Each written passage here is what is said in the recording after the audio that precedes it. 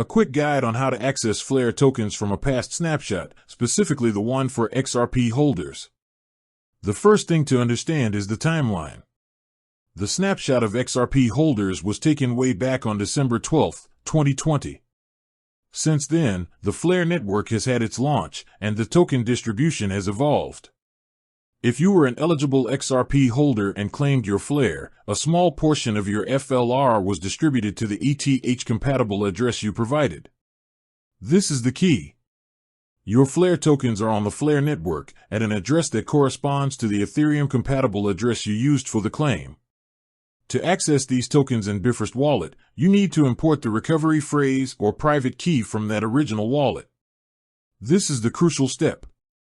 Bifrost Wallet is designed to work with a single recovery phrase across multiple chains. So, when you import your phrase, it will automatically connect to your corresponding Flare address and show your balance. Once you have the wallet imported, pull down on the tokens list on the overview screen to refresh it. Your FLR balance should then appear.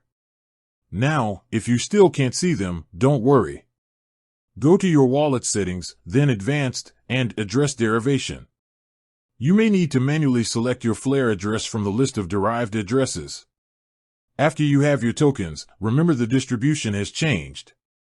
The remaining 85% of tokens are being distributed monthly in what's called Flare drops. To receive these, you must hold wrapped Flare, or WFLR.